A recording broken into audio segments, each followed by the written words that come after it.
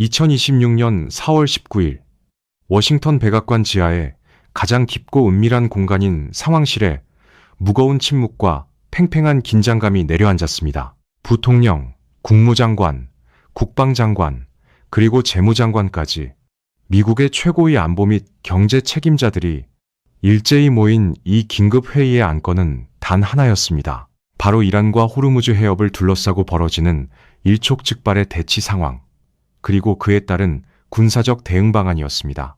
전 세계의 이목이 백악관의 무거운 철문 너머에서 어떤 결론이 나올지 숨죽여 기다리고 있던 바로 그 순간, 미국 대통령의 소셜미디어 계정에 기묘한 게시물 하나가 올라왔습니다. 어떤 공식적인 성명이나 외교적 수사, 군사적 경고, 심지어 상황을 설명하는 단 한 줄의 글조차 없었습니다. 그저 영상 하나가 덩그러니 올라왔을 뿐입니다. 영상 속에서는 미국의 전설적인 가수 프랭크 시나트라가 자신의 대표곡인 마이 웨이를 부르고 있었습니다. 이제 끝이 다가오고 나는 마지막 커튼을 마주하고 있네. 나는 나만의 방식을 따랐다네. 이 낭만적이고도 비장한 가사가 전 세계의 네트워크망을 타고 퍼져나가는 데는 그리 오랜 시간이 걸리지 않았습니다. 대통령은 과거 선거 유세나 취임식, 심지어 대통령 전용기에 탑승할 때도 이 노래를 즐겨 사용하곤 했습니다. 하지만 지금은 축제의 장이 아니었습니다. 적국의 군함과 아군의 군함이 포신을 겨누고 있는 일촉즉발의 전시 상황에서 등장한 이 낡은 유행가는 그 자체로 섬뜩한 암시처럼 느껴졌습니다. 긴장감으로 팽팽하게 당겨져 있던 국제사회는 발칵 뒤집혔습니다. 각국의 언론과 정보기관들은 이 기묘한 게시물의 숨은 의도를 파악하기 위해 미친 듯이 움직이기 시작했습니다. 곧이어 서방 언론들 사이에서 소름 끼치는 소문이 들불처럼 번지기 시작했습니다. 이것이 단순한 정치적 쇼나 심리적인 경고가 아니라 이란을 향한 파멸적인 공격, 더 나아가 전술 핵무기 사용을 암시하는 최후 통첩일지도 모른다는 걷잡을 수 없는 공포였습니다. 호르무즈 해협이라는 세계 경제의 숨통이 꽉 조여진 상태에서 미국이 마침내 전략적 인내심을 잃고 지도상에서 이란의 주요 시설들을 완전히 지워버릴 결단을 내린 것 아니냐는 우려가 쏟아졌습니다. 아시아와 유럽의 증시는 요동쳤고 유가는 공포감 속에서 폭등하기 시작했습니다. 사람들은 통제 불가능한 제3차 세계대전의 서막이 열리는 것은 아닌지 두려움에 떨었습니다. 사태가 걷잡을 수 없이 커지자 백악관은 서둘러 진화에 나서야만 했습니다. 대변인은 핵무기 사용 소문을 강하게 부인하며 만약 군사적 행동이 있더라도 그것은 재래식 무기를 통한 교량이나 발전소 같은 기반시설 타격에 국한될 것이라고 해명했습니다. 하지만 이 다급한 해명조차도 사람들의 뼛속까지 스며든 불안을 완전히 잠재우지는 못했습니다. 오히려 미국의 군사적 타격 옵션이 테이블 위에 확실하게 올라가 있다는 사실만을 재확인시켜 주었을 뿐입니다. 무언가 거대하고 파괴적인 폭풍이 중동의 바다를 향해 다가오고 있다는 사실만큼은 누구도 부인할 수 없게 되었습니다. 그런데 여기서 우리는 아주 기묘하고 역설적인 모순 하나를 마주하게 됩니다. 전 세계가 전쟁의 공포에 떨며 다가올 파국을 두려워하고 있을 때 정작 가장 큰 위협을 받고 있어야 할 당사자인 미국 대통령의 태도는 너무나도 여유로웠습니다. 그의 모습은 마치 장기판 위에서 상대방의 치명적인 실수를 유도해내고 속으로 미소를 짓고 있는 노련한 승부사와도 같았습니다. 보통의 상식으로는 도저히 이해하기 힘든 전개입니다. 적국이 세계 석유 물동량의 상당 부분이 지나는 핵심 해협을 틀어막고 글로벌 공급망을 인질로 잡고 있는데 세계 최강대국의 최고 권력자는 왜 이토록 유유자적하게 옛날 유행가를 띄우며 상황을 즐기듯 관망하고 있었던 것일까요? 많은 이들이 이 노래를 핵전쟁의 불길한 신호탄이라고 짐작했지만 훗날 이 순간을 기록할 역사가들은 전혀 다른 해석을 내놓을 것입니다. 이것은 피가 튀는 재래식 전쟁이 아니라 총성 한 번 울리지 않고 상대의 숨통을 스스로 끊게 만드는 매우 정교하고 잔혹한 심리전이자 경제전의 클라이맥스였습니다. 진실은 사람들의 생각과 완전히 달랐습니다. 미국은 호르무즈 해협이 닫히는 것을 두려워한 것이 아니었습니다. 오히려 미국은 이 혼란과 공포를 조용히 관망하며 그 너머에서 떨어지는 막대한 이득을 철저하게 계산하고 있었습니다. 대통령이 세계의 종말을 암시하는 듯한 노래를 올리며 홀로 미소 지을 수 있었던 진짜 이유, 그리고 전 세계를 숨막히는 공포로 몰아넣은 이 거대한 기만극의 실체를 온전히 이해하기 위해서는 이 기묘한 게시물이 올라오기 직전의 시간으로 시계를 되돌려야 합니다. 그 숨막히는 48시간 동안 중동의 검은 바다 위에서는 도대체 무슨 일이 벌어지고 있었던 것일까요? 우리가 상상했던 전쟁과는 전혀 다른 파멸적인 내부 붕괴의 징후가 바로 그곳에서 시작되고 있었습니다. 2026년 4월 17일, 전 세계는 깊은 안도의 한숨을 내쉬었습니다. 중동의 짙은 전운이 마침내 거치는 듯했기 때문입니다. 이란의 외무장관 아바스 아락치가 굳게 닫혀있던 호르무즈 해협의 완전한 개방을 전격적으로 선언했습니다.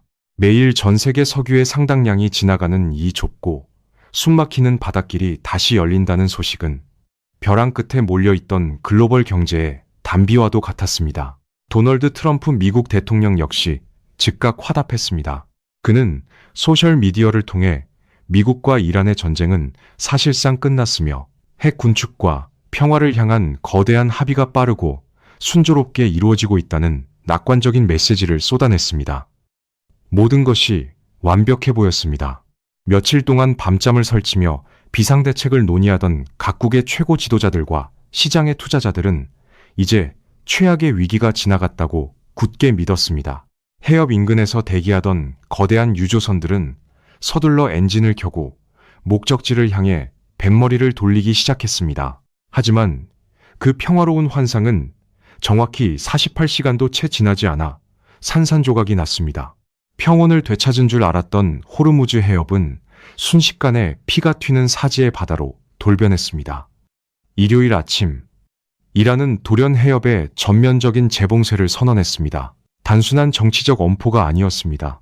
짙은 해무가 깔린 바다 위에서는 양측의 무장 선박들이 굉음을 내며 실탄을 주고받기 시작했습니다. 미 해군은 이란 국기를 단 유조선을 향해 127mm 함포를 3발이나 발사하며 살벌한 경고 사격을 가했고, 이에 질세라 이란 측 역시 인도 국기를 단 유조선 2척을 포함해 최소 3척의 민간 선박을 향해 무차별적인 조준 사격을 퍼부었습니다. 안전할 것이라 믿고 해협에 진입했던 민간 상선들의 선장들은 패닉에 빠진 채 구조 요청을 타전하기 바빴습니다. 불과 이틀 전만 해도 평화협정의 샴페인을 터뜨릴 준비를 하던 바다 위에서 이제는 찢겨진 쇠조각과 매캐한 화약 냄새만이 진동하고 있었습니다. 미국은 이란이 휴전 합의를 처참하게 짓밟았다고 맹비난했고, 이란의 외무부는 오히려 미국이 해상 봉쇄를 이어가며 먼저 합의를 위반했다고 맞불을 놓았습니다. 양측의 날선 비난전이 오가는 사이 글로벌 물류망은 다시 한번 거대한 마비 상태로 빠져들었습니다. 도대체 이 짧은 시간 동안 무슨 일이 있었던 것일까요?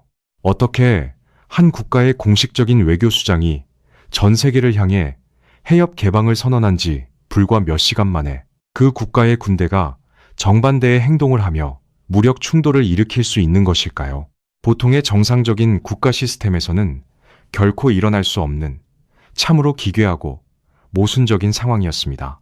초기에는 많은 전문가들이 이를 두고 미국과 이란 사이의 협상 과정에서 발생한 심각한 오해이거나 혹은 향후 협상의 주도권을 더 강하게 쥐기 위한 이란 지도부의 고도로 계산된 벼랑 끝 전술일 것이라고 분석했습니다. 하지만 시간이 지날수록 조각이 맞춰지는 진실은 사람들의 합리적인 예상을 완전히 비껴가고 있었습니다. 호르무즈 해협을 집어삼킨 이 기괴한 혼란의 진짜 원인은 워싱턴과 테헤란 사이의 외교적 결렬이 아니었습니다.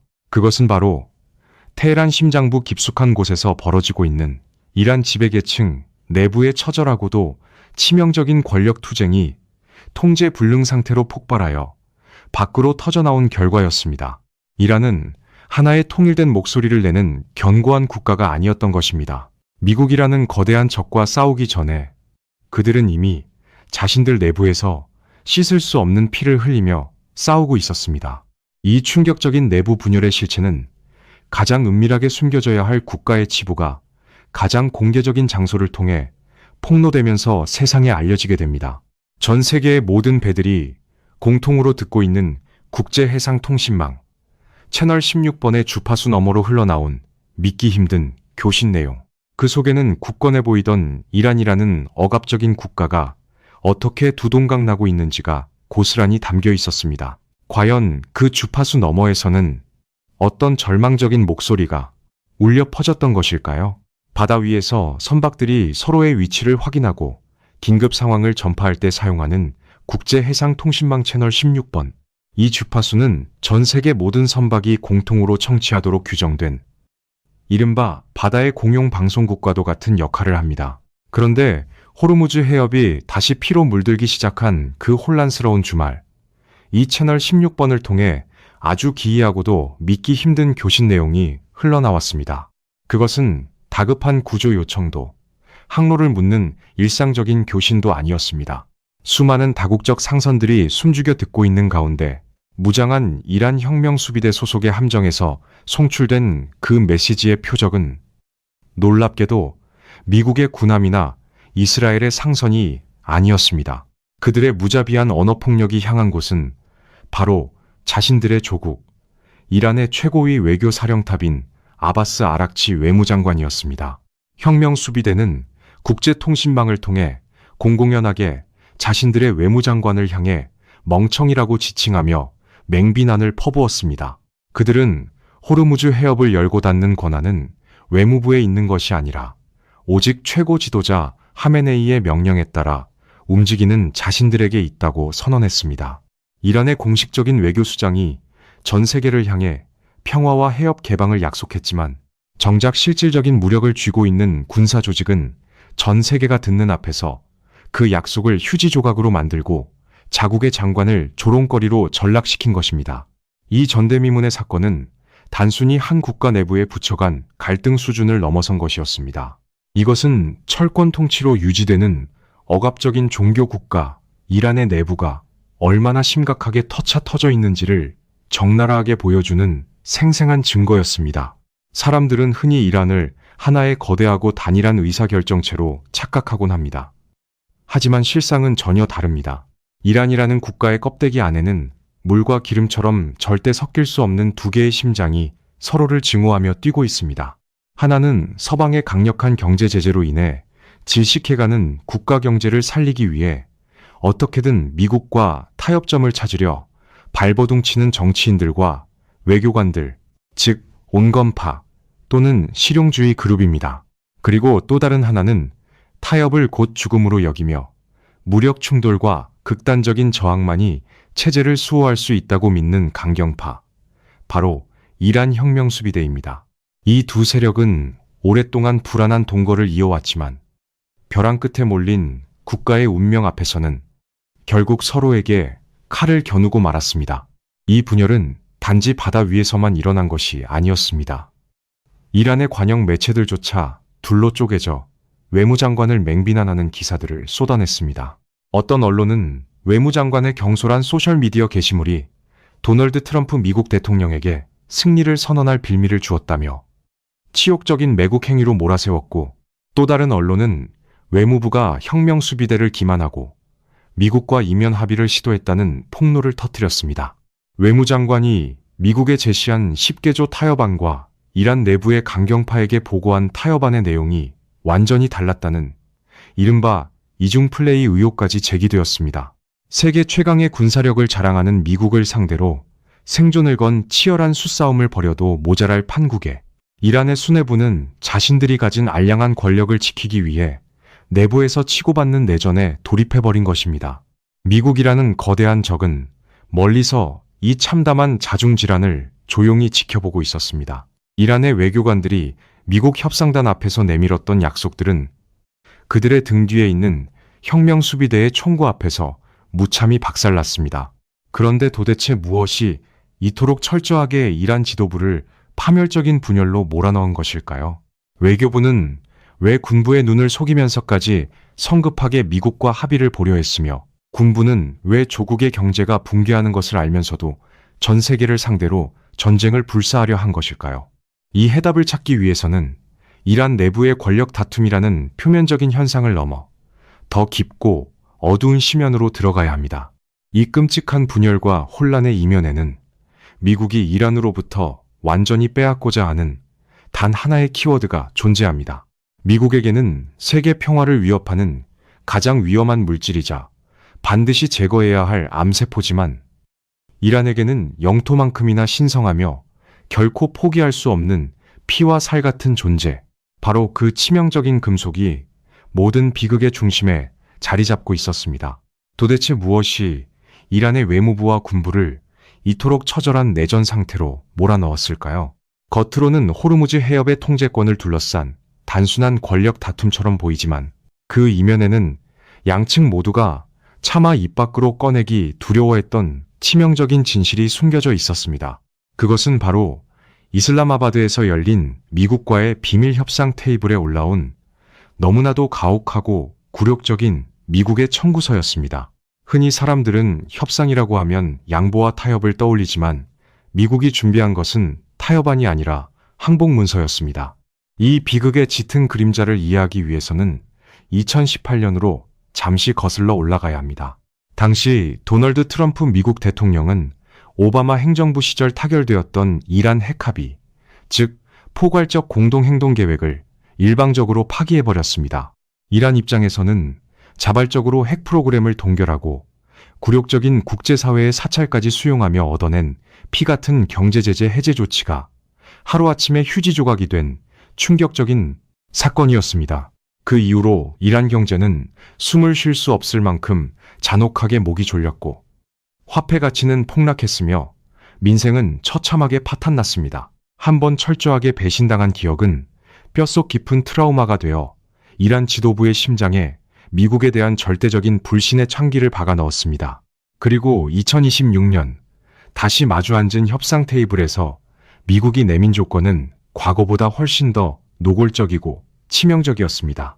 미국은 단순히 핵 개발의 일시적인 동결이나 제한을 요구한 것이 아니었습니다. 그들은 이란이 보유한 고농축 우라늄 전량을 미국으로 넘기고 우라늄 농축과 관련된 모든 시설을 영구적으로 폐쇄할 것을 강요했습니다. 심지어 평화적 목적의 민수용 핵 프로그램조차 완전히 끝내라는 사실상 주권 국가로서의 완전한 무장 해제와 백기 투항을 종용하는 것이나 다름없었습니다. 이슬람 공화국 체제에서 고농축 우라늄은 단순한 광물이나 에너지가 아닙니다. 그것은 서방의 무자비한 압박에 맞서 자신들의 체제를 수호할 수 있는 최후의 보루이자 국토만큼이나 신성시되는 국가의 자존심 그 자체입니다. 미국은 이란의 심장을 도려내어 자신들의 책상 위에 올려놓으라고 요구한 것입니다. 트럼프 대통령은 이 가혹한 요구를 내밀며 매우 직설적이고 폭력적인 경고를 덧붙였습니다. 만약 이 합의안을 받아들이지 않는다면 이란에 있는 모든 발전소와 모든 교량을 파괴해버리겠다고 말입니다. 그것은 외교를 가장한 공갈이었습니다. 철저하게 계산된 포위망이자 상대방을 벼랑 끝으로 강제로 떠미는 숨막히는 최후 통첩이었습니다. 이란의 온건파 정치인들과 아락치 외무장관은 이 절망적인 청구서를 받아들고 깊은 패닉에 빠졌습니다. 그들은 이란이 더 이상 미국의 파괴적인 제재와 즉각적인 군사적 위협을 버텨낼 재간이 없다고 현실적으로 판단했습니다. 체제의 완전한 붕괴와 국가의 소멸을 막기 위해 그들은 치욕을 삼키고서라도 미국이 던져준 가시 돋친 밧줄을 잡으려 했습니다. 하지만 이 참담한 사실을 강경파인 혁명수비대에게 있는 그대로 보고할 수는 없었습니다. 피를 흘려서라도 끝까지 항전하자는 군부에게 체제의 핵심을 넘기라는 미국의 요구를 전하는 것은 곧 자신들에 대한 반역 처단을 의미했기 때문입니다. 그래서 그들은 십계조로 교묘하게 포장된 가짜 타협안을 군부에 내밀며 위험천만한 이중 플레이를 시도했고 결국 그 어설픈 거짓말이 들통나면서 채널 16번의 비극적인 자중질환으로 이어진 것입니다. 모든 진실을 알게 된 혁명수비대는 걷잡을 수 없는 분노로 이성을 잃었습니다. 국가의 자존심인 우라늄을 빼앗기고 모든 인프라가 잿더미가 될 위기 앞에서 그들에게 외교적 퇴로 따위는 애초에 존재하지 않았습니다. 트럼프 대통령이 던진 올가미가 자신들의 목을 서서히, 그러나 확실하게 조여오고 있다는 사실을 깨달은 순간 그들은 체제의 생존을 걸고 가장 극단적이고 폭력적인 선택을 내리게 됩니다. 쥐구멍에 몰린 쥐가 고양이를 물듯 혁명수비대는 오랫동안 칼집에 봉인되어 있던 자신들의 가장 날카롭고 파괴적인 비수를 뽑아들었습니다. 바로 세계 경제의 대동맥 호르무즈 해협의 완전한 봉쇄였습니다. 그들은 이 거대한 해협의 문을 걸어 잠그면 에너지에 굶주린 미국을 비롯한 전 세계가 피를 흘리며 결국 자신들 앞에 무릎을 꿇고 자비를 구하게 될 것이라 굳게 확신했습니다. 이 무자비한 칼날이 춤을 추기 시작하면서 전 세계는 즉각적인 비명소리를 내기 시작했습니다. 하지만 그들은 미처 알지 못했습니다. 자신들이 빼든 그 날카로운 비수가 사실은 적이 아니라 자신들의 심장을 겨누고 있다는 끔찍한 진실을 말입니다. 2026년의 세계는 그들이 알던 과거의 지형도와는 너무나도 다르게 변해 있었습니다. 지도상에서 호르무즈 해협을 가만히 들여다보면 그곳은 거대한 중동의 대륙 덩어리들 사이로 아주 가늘게 이어진 좁은 바닷길에 불과합니다. 가장 좁은 폭이 고작 39km, 그 중에서도 거대한 유조선이 암초를 피해 안전하게 지나갈 수 있는 수심이 확보된 항로는 단 3km 안팎에 불과한 그야말로 지구의 멱살이자 세계 경제의 숨통 그 자체입니다. 매일 전 세계 바다를 떠돌며 거래되는 석유의 3분의 1, 그리고 천연가스의 상당량이 바로 이 가느다란 모래시계의 목과 같은 해협을 간신히 통과해 나갑니다. 이란 혁명수비대가 이 좁은 목덜미를 강제로 틀어쥐고 비틀어버렸을 때 그들이 기대했던 것은 전 세계가 고통에 몸부림치며 테헤란을 향해 무릎을 꿇고 살려달라 애원하는 광경이었습니다. 그리고 실제로 봉쇄 초기 세계는 그들이 원했던 대로 철저하게 비명을 지르기 시작했습니다. 해협이 막히자 가장 먼저 피를 토하며 쓰러진 곳은 바다 건너 아메리카 대륙이 아니라 호르무즈를 통해 에너지를 공급받던 아시아와 유럽의 국가들이었습니다. 2026년 봄, 닫혀버린 해협이 불러온 나비 효과는 아시아 전역을 휩쓰는 거대한 경제적 허리케인으로 돌변했습니다. 중동의 원유에 절대적으로 의존하던 아시아 국가들은 말 그대로 국가 생존의 위기로 내몰렸습니다. 필리핀 정부는 치솟는 유가를 감당하지 못하고 결국 국가 에너지 비상사태를 선포해야만 했습니다. 태국은 어떻게든 블랙아웃을 막아보기 위해 환경오염의 우려를 감수하고서라도 가동을 멈췄던 노후 석탄 화력 발전소들을 다급하게 재가동시켰고 산업용 디젤 연료의 제한적인 배급제까지 만지작거렸습니다. 눈부신 경제성장을 이어가던 베트남조차 자국 내 에너지 안보를 지키기 위해 해외로 수출하던 원유의 발을 완전히 묶어버리는 극단적인 방어 조치를 취했습니다. 인도네시아는 눈덩이처럼 불어나는 재정 적자를 감수하며 연료 가격을 강제로 동결하고 막대한 보조금을 쏟아부으며 간신히 민심의 이반과 폭동을 막아내고 있었습니다. 바다 위 상황은 더욱 처참했습니다. 해협을 빠져나가지 못한 채 갇혀버린 수백 척의 거대한 유조선들은 바다 위에 거대한 해상 주차장을 만들었습니다. 매일 엄청난 용선료와 보험료가 중동의 뜨거운 태양 아래 허공으로 증발했고 유럽의 공장들은 에너지를 구하지 못해 가동을 멈출 위기에 처했습니다. 세계 경제의 혈관이 막히자 물가는 폭등하고 주가는 폭락했으며 각국 정부의 비상대책 회의실에서는 연일 절망적인 탄식이 쏟아졌습니다. 이란 혁명수비대의 계산은 완벽하게 적중한 것처럼 보였습니다. 그들의 무기는 압도적인 파괴력으로 전 세계를 공포에 몰아넣는데 성공했습니다. 하지만 이 잔혹한 승리의 축배를 들려던 찰나 이란 수뇌부는 무언가 결정적인 사실 하나가 뼈아프게 어긋나고 있다는 것을 서서히 깨닫기 시작했습니다. 전 세계가 에너지 기아에 허덕이며 비명을 지르고 있는데 정작 이 모든 사태의 원흉이자 자신들이 가장 큰 고통을 안겨주고 싶었던 최대의 적, 미국으로부터는 아무런 비명소리도 들려오지 않았던 것입니다. 과거 70년대 오일 쇼크 시절 중동이 석유 밸브를 조금만 잠가도 주유소에 끝없는 차량 행렬이 늘어서고 대통령의 지지율이 곤두박질치던 그 연약한 미국은 2026년의 지도 위에는 더 이상 존재하지 않았습니다. 셰일 혁명 이후 거대한 에너지 자립국으로 거듭난 미국에게 호르무즈의 봉쇄는 텔레비전 화면 너머로 구경하는 남의 나라 불기둥에 불과했습니다. 이란은 자신들이 쥔 호르무즈 해협이라는 칼이 미국을 단숨에 베어버릴 절대적인 무기라고 맹신했습니다. 권력의 우물 안에서 낡은 지도만을 들여다보던 강경파들은 지정학의 판도가 완전히 뒤집혔다는 사실을 외면했습니다. 그들이 전력을 다해 휘두른 칼날에 깊게 베어 피를 흘리고 있는 것은 미국이 아니라 자신들의 오랜 경제적 우방인 아시아와 거대 시장인 중국, 그리고 침체에 빠진 유럽이었습니다. 오히려 미국은 이 아수라장 속에서 멀찍이 떨어져 뒷짐을 진 채 이란이 스스로 만들어낸 이 지옥 같은 혼란을 아주 느긋하고도 냉혹하게 즐기고 있었습니다. 호르무즈라는 예리한 검을 크게 휘두른 이란은 그 검이 적의 심장을 꿰뚫었을 것이라 확신하며 회심의 미소를 지었습니다. 하지만 흩뿌려진 피비린내 속에서 시야가 서서히 걷히고 바닥을 내려다본 순간 그들은 참을 수 없는 끔찍한 공포에 휩싸이고 말았습니다. 붉게 물든 바닥 위로 뚝뚝 떨어지고 있는 그 핏방울은 결코 미국의 것이 아니었습니다. 그것은 바로 이란 자신들의 심장에서 철철 흘러넘치고 있는 붉은 피였습니다.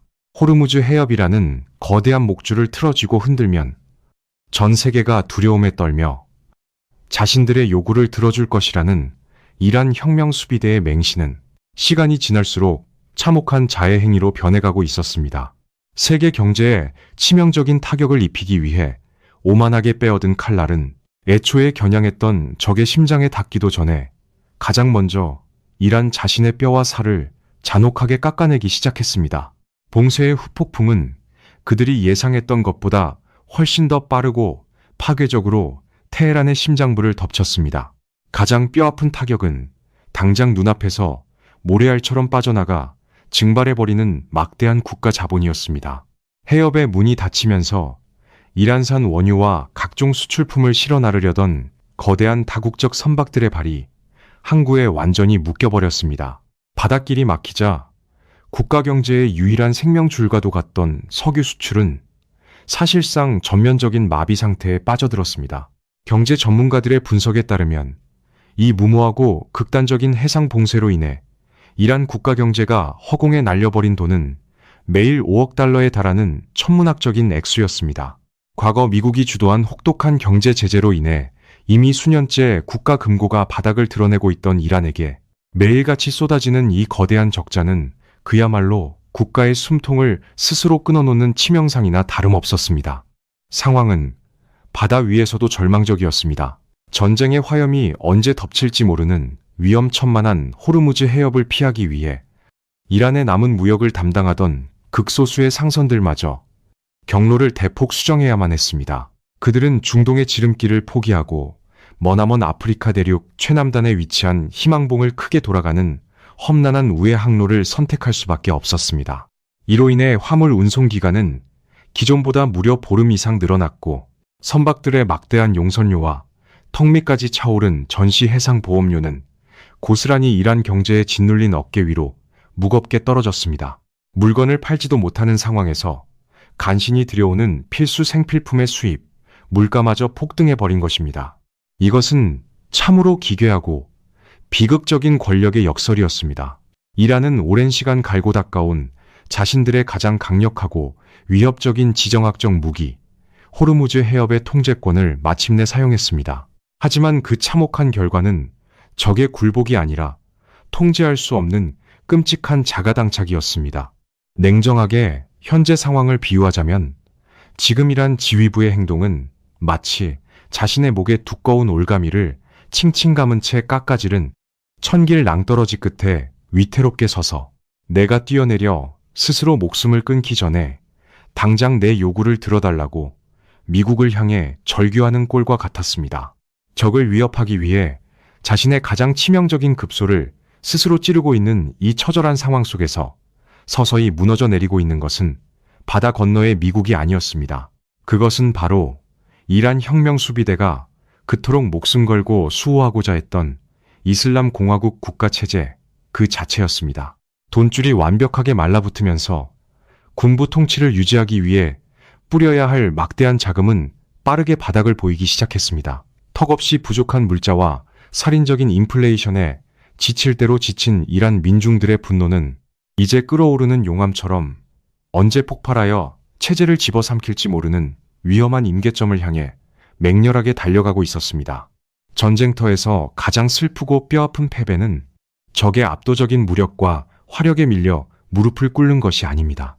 자신의 맹목적인 오만과 시대착오적인 착각으로 인해 판세를 읽지 못하고 스스로 붕괴하는 것. 그것이 국가의 운명에서 마주할 수 있는 가장 비참한 결말입니다. 강경파들의 어긋난 맹신과 극단적인 선택은 조국을 구하기는커녕 빠져나올 수 없는 끝없는 수렁 속으로 밀어넣고 있었습니다. 하지만 이 기묘하고 잔혹한 역설의 이야기는 여기서 멈추지 않습니다. 국제 정치와 자원 전쟁의 냉혹한 체스판 위에서는 누군가의 치명적이고 절망적인 실수가 곧 다른 누군가에게는 평생에 다시 없을 엄청난 기회로 돌변하기 때문입니다.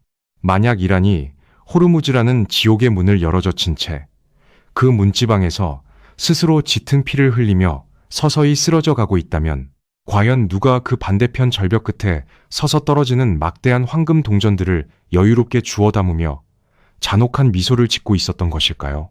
세계 경제의 흐름을 뒤바꾼 그 놀라운 승자는 바로 그들이 가장 증오하던 적이었습니다. 호르무즈 해협이 굳게 닫히면서 이란의 경제가 처참하게 무너져 내리고 아시아 국가들이 에너지 기아에 허덕이며 절규하고 있을 때 지구 반대편에서는 전혀 다른 믿기 힘든 광경이 펼쳐지고 있었습니다. 해상 물류를 추적하는 해운정보 회사들의 위성 데이터는 일제히 한 곳을 가리키고 있었습니다. 대서양과 인도양, 그리고 아프리카 대륙을 우회하던 수백 척의 거대한 초대형 유조선들이 갑자기 뱃머리를 돌려 맹렬하게 질주하기 시작한 목적지는 중동의 항구들이 아니었습니다. 그들은 텅 빈 배를 이끌고 일제히 미국 텍사스와 루이지애나, 바로 멕시코만으로 몰려들고 있었습니다. 통상적인 수준을 훌쩍 뛰어넘어 무려 170척이 넘는 유조선들이 멕시코만으로 쇄도하는 이 기괴한 대이동은 굳게 닫힌 호르무즈 해협이 만들어낸 가장 극적이고도 잔혹한 역설을 보여주는 완벽한 장면이었습니다. 중동의 원유가 막혀버리자 아시아와 유럽의 국가들은 당장 공장을 돌리고 불을 밝힐 에너지를 구하기 위해 안달이 났습니다. 그리고 이 절박한 수요를 완벽하게 충족시켜줄 수 있는 유일한 대안은 단 한 곳, 전례 없는 쉐일 혁명으로 에너지 자립을 넘어 세계 최대의 산유국으로 우뚝 선 미국뿐이었습니다. 인데릿은 저런 미국의 석유 수출량은 하루 500만 배럴을 가볍게 돌파하며 역사상 최고치를 갈아치우고 있었습니다. 멕시코만 연안에 자리 잡은 거대한 정유 공장들은 95%가 넘는 경이로운 가동률을 기록하며 밤낮 없이 검은 황금을 퍼올리고 정제해냈습니다. 에너지가 끊길까 두려움에 떠는 국가들은 미국이 부르는 게 값인 비싼 가격표를 기꺼이 지불하며 석유를 쓸어 담았습니다. 이란 혁명수비대가 조국의 경제를 담보로 잡고 호르무즈 해협의 문을 걸어 잠근 순간 미국은 전 세계를 상대로 멈추지 않는 황금의 비를 맞고 있었던 것입니다. 도널드 트럼프 미국 대통령이 남긴 기묘한 소셜미디어 게시물은 이 잔혹한 현실을 너무나도 노골적으로 조롱하고 있었습니다. 그는 이란 혁명 수비대를 향해 그들은 항상 강한 척하지만 사실상 통제력을 잃었다고 비웃으며 이렇게 적었습니다. 그들은 스스로 엄청난 피해를 보면서도 알게 모르게 우리를 돕고 있다. 호르무즈가 닫히면 이란은 매일 막대한 돈을 잃지만 미국은 아무것도 잃지 않는다. 오히려 그들 덕분에 모든 배들이 텍사스로 몰려들고 있다. 그의 말은 과장이 아니라 차가운 현실이었습니다. 트럼프 행정부는 이란의 봉쇄를 풀기 위해 다급하게 군사력을 동원하거나 피를 흘릴 이유가 전혀 없었습니다. 적의 가장 강력한 공격이 오히려 나의 주머니를 불려주는 최고의 호재로 작용하고 있는데 굳이 나서서 그 상황을 멈출 이유가 어디 있겠습니까? 트럼프의 이른바 미치광이 전략은 이란의 오만함과 절묘하게 맞물리며 미국을 전 세계의 위기를 구원하는 유일하고도 비싼 긴급 주유소로 만들어버렸습니다.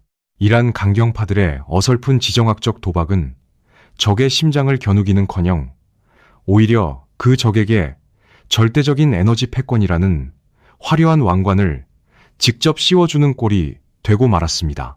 호르무즈라는 낡은 무기는 2026년의 세계 경제 지형도 앞에서는 더 이상 과거와 같은 파괴력을 발휘하지 못했습니다.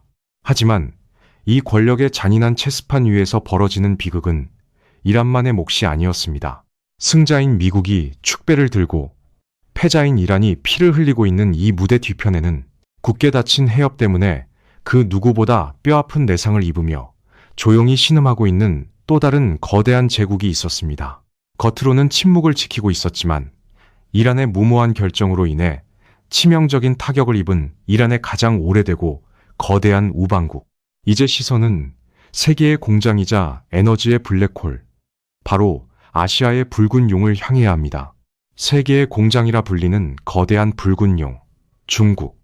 이란이 호르무즈 해협을 봉쇄했을 때 가장 치명적인 내상을 입은 국가는 다름 아닌 이란의 가장 든든한 경제적 뒷배이자 최대 원유 수출국인 중국이었습니다. 네, 통계에 따르면 중국은 수입하는 원유의 절반 가까이를 호르무즈 해협을 통해 들여오고 있었습니다. 무엇보다 중국은 미국의 강력한 경제 제재를 비웃기라도 하듯 그동안 이란산 원유를 헐값에 은밀하게 사들이는 가장 큰 단골 손님이었습니다. 이란에게 중국은 숨통을 틔워주는 유일한 자금줄이었고, 반대로 중국에게 이란은 막대한 에너지를 저렴하게 공급해주는 은밀한 자원 창고였습니다. 하지만 이란 혁명수비대가 체제 수호를 명분으로 호르무즈의 문을 강제로 걸어 잠그면서 이 끈끈했던 밀월 관계는 하루아침에 산산조각이 나버렸습니다. 해협이 막히자 중국으로 향하던 값싼 이란산 석유의 흐름이 완전히 끊기고 말았습니다. 거대한 산업시설을 단 하루라도 멈출 수 없는 중국 입장에서는 당장 천문학적인 비용을 지불하고서라도 대체 에너지를 찾아야만 했습니다. 그리고 전 세계를 뒤져 그들이 찾아낸, 아니 선택할 수밖에 없었던 유일한 대안은 너무나도 역설적이게도 그들과 글로벌 패권 경쟁을 벌이고 있는 최대의 적수, 바로 미국이었습니다. 중국은 이제 자신들의 목을 옥죄고 있는 미국으로부터 가장 비싼 가격표를 달고 있는 원유와 천연가스를 사와야 하는 비참한 처지에 놓였습니다. 일본, 유럽 국가들과 피말리는 확보 경쟁을 벌이며 텍사스에서 출발한 미국산 석유를 싹쓸이하다시피 수입해야 했습니다. 에너지 도입 비용이 단기간에 폭등하자 중국 내 공장들의 생산 단가 역시 걷잡을 수 없이 치솟았습니다.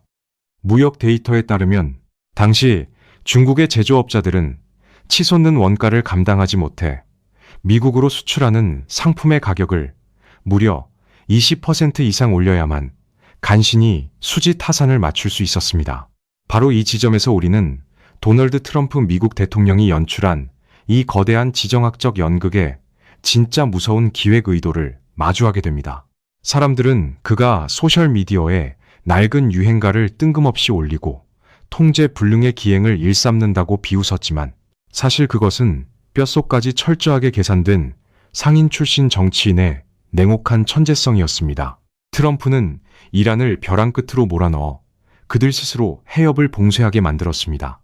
그 결과 미국은 단 한 발의 총알도 쏘지 않고 세 가지의 거대한 국가적, 전략적 목표를 동시에 달성하는 기적을 만들어냈습니다. 첫째, 미국의 셰일 석유 수출을 역사상 최고치로 끌어올려 막대한 경제적 부를 창출했습니다. 둘째, 이란의 마지막 남은 바닷길과 자금줄을 완벽하게 끊어버림으로써 그들의 체제를 붕괴의 늪으로 밀어넣었습니다. 그리고 마지막 셋째, 가장 중요하고 거대한 목표였던 무역 전쟁의 경쟁자 중국에게 엄청난 에너지 비용을 강제함으로써 중국의 제조업 경쟁력을 치명적으로 약화시켜버렸습니다. 중국이 헐떡이며 비싼 미국산 석유를 사서 물건을 만들면 그 높아진 생산 비용은 고스란히 중국의 국부를 갉아먹는 보이지 않는 강력한 관세로 작용했습니다. 이란 혁명수비대는 자신들도 모르는 사이에 트럼프의 가장 충실한 행동대장이 되어 자신들의 유일한 우방국인 중국의 경제를 맹렬하게 타격하고 있었던 것입니다. 이것이야말로 피 한 방울 흘리지 않고 적의 칼을 빌려 또 다른 거대한 적의 목을 베어버리는 힘의 논리가 지배하는 국제정치의 가장 잔혹하고도 완벽한 예술이었습니다. 이제 이란이 던진 모든 카드가 뒤집히고 판의 실체가 전 세계 앞에 적나라하게 드러났습니다. 자신들이 던진 최후의 승부수가 오히려 최대의 적국을 세상에서 가장 부유하고 강력하게 만들어주고 유일한 친구마저 적으로 돌려세웠다는 이 끔찍한 진실. 호르무즈라는 칼자루를 쥐고 흔들던 테헤란의 벙커 속 군부 엘리트들은 이제 완전히 도가내 든 쥐신세가 되었습니다. 과연 그들은 이 피비린내 나는 선택의 교차로 앞에서 어떤 결정을 내리게 될까요? 이제 이란 혁명수비대는 자신들이 판 무덤 속에서 사방이 꽉 막힌 거대한 벽을 마주하고 있습니다. 한때 전 세계를 공포에 떨게 만들었던 호르무즈 해협의 봉쇄는 이제 그들 스스로를 초참에는 가장 치명적인 저주의 덫이 되어버렸습니다. 혁명수비대 수뇌부도 바보가 아닌 이상 자신들의 국가 경제가 잿더미로 변해가고 있으며 유일한 혈맹인 중국마저 치명적인 타격을 입고 있다는 사실을 모를 리 없습니다. 그들은 매일 아침 보고서에 찍히는 천문학적인 적자와 치솟는 물가, 그리고 거리로 뛰쳐나올 준비를 하는 분노한 민중들의 숨소리를 들으며 피말리는 공포를 느끼고 있을 것입니다.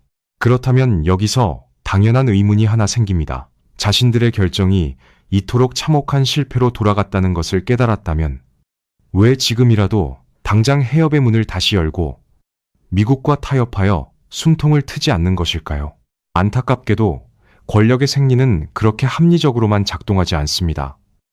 지금 혁명수비대에게는 뒤로 물러설 수 있는 퇴로가 단 한 멸도 남아있지 않습니다.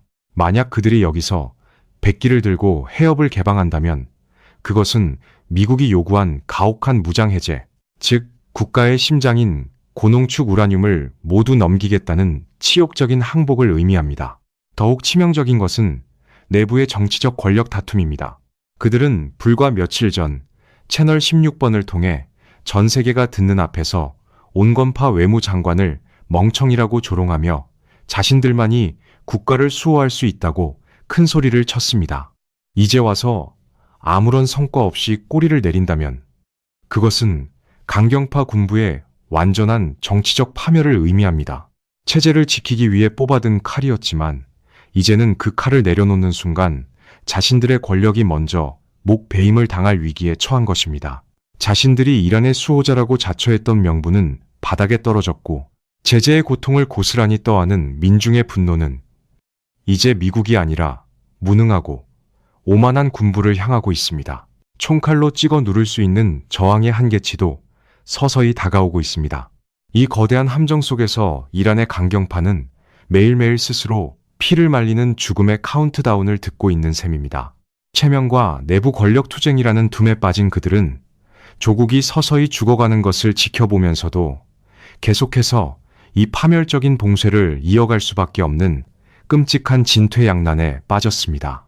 우리는 흔히 인류 역사상 가장 무서운 무기를 핵폭탄이라고 생각합니다. 한순간에 수백만 명의 목숨을 앗아가고 도시를 잿더미로 만드는 그 압도적인 파괴력 때문입니다. 하지만 이번 2026년의 호르무즈 위기는 우리에게 전혀 다른 종류의 무서운 진실을 가르쳐 줍니다. 진정으로 소름 끼치고 완벽한 무기는 따로 있습니다. 그것은 바로 적이 나를 향해 전력을 다해 날린 가장 치명적인 공격을 고스란히 나의 생명력과 막대한 부를 척척 쌓아 올리는 무한한 에너지원으로 뒤바꿔버리는 능력입니다. 피 한 방울 흘리지 않고 값비싼 미사일 한 발 쏘지 않고도 상대방이 스스로의 덫에 걸려 질식하게 만드는 것. 이것이야말로 극단의 권력과 자원을 통제하는 자만이 구사할 수 있는 21세기형 전쟁의 진짜 얼굴입니다. 트럼프 대통령이 백악관 지하 상황실에서 상황을 통제하며 여유롭게 유행가를 틀어놓았던 그 소름 끼치는 밤을 다시 떠올려 보십시오. 이제 끝이 다가오고 있다는 프랭크 시나트라의 노랫말은 물리적인 폭탄이 떨어지는 날을 의미하는 것이 아니었습니다. 그것은 낡은 지정학적 무기에 집착하던 적국이 스스로 만들어낸 경제적 진공 상태 속에서 질식해 죽어가는 모습을 지켜보겠다는 냉혹한 선고였습니다. 이란은 세계의 목줄을 쥐고 있다고 착각했지만 정작 그 목줄의 반대편 끝을 쥐고 여유롭게 당기고 있었던 것은 미국이었습니다. 혁명수비대가 선택할 수 있는 남아있는 카드는 단 하나뿐입니다. 트럼프가 콧노래를 부르며 예언했던 그 끔찍한 종말의 날이 조국의 경제를 완전히 덮치기 전에 스스로의 체면을 버리고 파멸을 인정하는 것. 하지만 그들이 굴복에 무릎을 꿇든 아니면 끝까지 버티다 국가 전체가 붕괴하든 이미 세계의 권력 지형은 돌이킬 수 없는 거대한 지각 변동을 겪었습니다. 그리고 이 거대한 사태가 남긴 충격적인 결말은 우리에게 아주 묵직하고도 근본적인 질문 하나를 던지고 있습니다. 2026년 봄, 호르무즈 해협을 둘러싸고 벌어졌던 이 기괴하고도 잔혹한 위기는 훗날 역사가들에 의해 21세기 지정학의 판도를 영원히 뒤바꿔 놓은 결정적 변곡점으로 기록될 것입니다. 과거 수십 년 동안 중동의 산유국들과 이란은 세계 지도 위에 그어진 좁은 바닷길 하나를 통제하는 것만으로도 세계의 멱살을 쥐고 흔들 수 있다고 굳게 믿어왔습니다. 그것은 오랫동안 누구도 감히 부정할 수 없는 국제 정치의 절대적인 공식이었습니다. 하지만 이번 사태는 그 견고했던 낡은 공식이 마침내 산산조각 났음을 전 세계에 공개적으로 선언한 거대한 파산 선고와도 같았습니다. 이제 단순히 지리를 통제하는 자가 세계를 지배하는 시대는 저물어가고 있습니다. 진정한 실현 권력은 좁은 해협을 봉쇄할 수 있는 낡은 군함이나 녹슨 기뢰에서 나오는 것이 아닙니다. 그것은 압도적인 자본의 흐름을 장악하고 끊임없이 혁신하는 첨단 기술을 선도하며 무엇보다 그 누구에게도 의존하지 않고 스스로의 힘으로 에너지를 만들어낼 수 있는 완벽한 자립의 능력에서 나옵니다. 이란은 자신들이 여전히 세계 경제의 가장 치명적인 급소를 쥐고 있다고 착각했지만 미국은 셰일 혁명이라는 거대한 기술적 도약을 통해 이미 그 급소의 위치 자체를 자신들의 안방으로 옮겨버린 지 오래였습니다. 이란이 휘두른 칼날은 허공을 갈랐고 그들은 시대의 변화를 읽지 못한 대가를 국가의 존망으로 치러야만 했습니다. 백악관 상황실에서 흘러나왔던 프랭크 시나트라의 마이웨이. 전 세계를 전쟁의 공포로 몰아넣었던 그 낭만적이고도 불길한 멜로디의 진짜 의미가 이제야 명확해집니다. 그것은 이란을 향한 단순한 조롱이나 파괴적인 군사적 타격의 암시가 아니었습니다. 그것은 낡은 시대의 법칙에 얽매여 스스로 무너져가는 적들을 향해 이제 세계의 규칙은 미국이 원하는 방식, 오직 미국만의 주도적인 방식으로 새롭게 쓰일 것이라는 오만하고도 확고한 제국의 선언이었습니다. 트럼프 행정부는 이란의 절망적인 도발을 역이용하여 자신들이 더 이상 중동의 마이퍼에 발목 잡히지 않는 압도적인 패권국임을 가장 냉혹한 방식으로 완벽하게 증명해냈습니다. 이 거대한 체스판 위에서 이란 지도부가 마주한 가장 비극적인 진실은 이제 시간이 결코 그들의 편이 아니라는 사실입니다. 과거에는 해협을 오래 닫고 버틸수록 막대한 피해를 입은 적들이 먼저 지쳐 쓰러지며 협상 테이블로 기어나왔지만 이제는 하루하루 시간이 흐를수록 오히려 자신들의 피만 더 빠르게 말라갈 뿐입니다. 혁명수비대가 알량한 체면과 내부 권력을 지키기 위해 봉쇄를 고집할수록 국가는 붕괴의 심연을 향해 가속 페달을 밟으며 무서운 속도로 추락하고 있습니다. 아시아의 고객들은 이미 이란을 신뢰할 수 없는 파트너로 낙인 찍고 영구적인 공급망 재편을 서두르고 있습니다. 권력의 딜레마에 빠진 테헤란의 수뇌부에게는 이제 그 어떤 마법 같은 탈출구도 남아있지 않습니다. 모든 카드가 소진되고 경제적 산소 호흡기마저 서서히 떨어져가는 지금, 벼랑 끝에 선 이란은 과연 어떤 최후의 선택을 내리게 될까요? 붕괴하는 조국을 살리기 위해 그토록 신성시하던 우라늄을 적의 손에 고스란히 넘기고 치욕적인 무장 해제와 백기투항의 길을 걸어갈 것인가? 아니면 이대로 무릎 꿇으니 차라리 통제 불능의 절망감에 휩싸여 중동 전체를 피비린내 나는 불바다로 끌고 들어갈 진짜 자살 폭탄의 버튼을 누르고 말 것인가? 굳게 닫힌 호르무즈의 검은 바다 위로 누구도 쉽게 대답할 수 없는 무겁고도 섬뜩한 질문만이 유령처럼 떠돌고 있습니다.